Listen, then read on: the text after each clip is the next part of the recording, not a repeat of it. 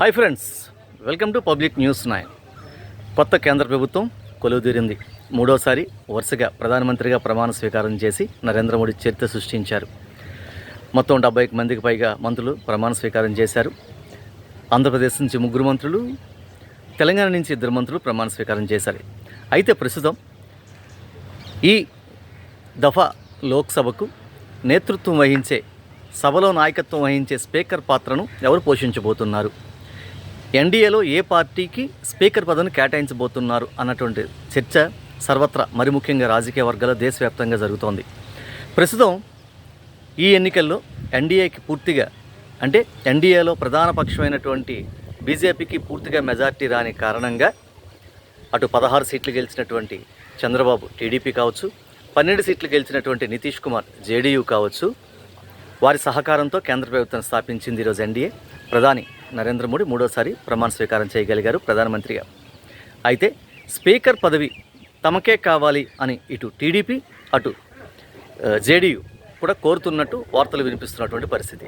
అయితే స్పీకర్ పదవిని ఎందుకు కోరుకుంటున్నారు, స్పీకర్ పదవి కోసం ఈ 2 పార్టీలు ఎందుకు పట్టుబడుతున్నాయి అంటే, గతం 2 దఫాలు కూడా పూర్తి మెజార్టీ బీజేపీకి ఉన్న సందర్భంలో మొదటిసారి సుమిత్రా మహాజన్కు, అదేవిధంగా రెండోసారి ఓం బిర్లాకు బీజేపీ ఎంపీలకి అవకాశం ఇచ్చారు. ఎందుకంటే మిగతా వాళ్ళకి అడిగేటువంటి హక్కు కూడా లేకుండా పోయింది. ఎందుకు? పరిపూర్ణ మెజార్టీ బీజేపీకి ఉంది కాబట్టి.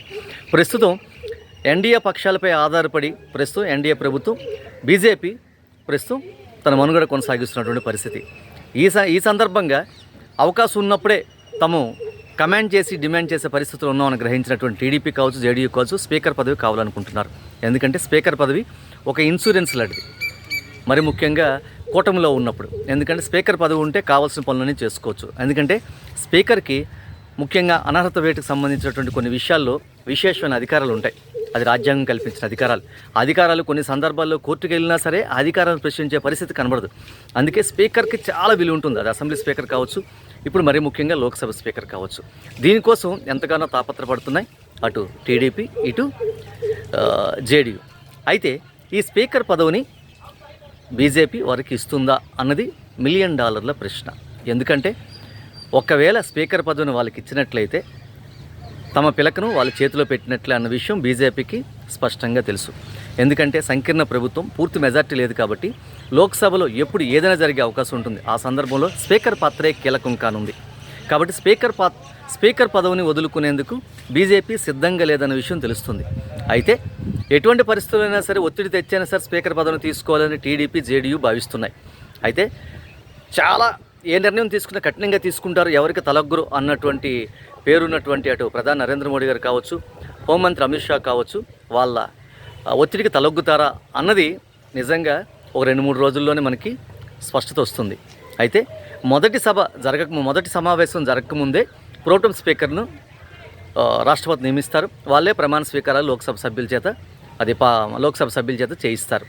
దాని తర్వాత స్పీకర్ని ఎన్నుకోవాల్సి ఉంటుంది. ఈలోగా ఇంకా చేర్పులు మార్పులు జరుగుతాయో తెలుస్తుంది.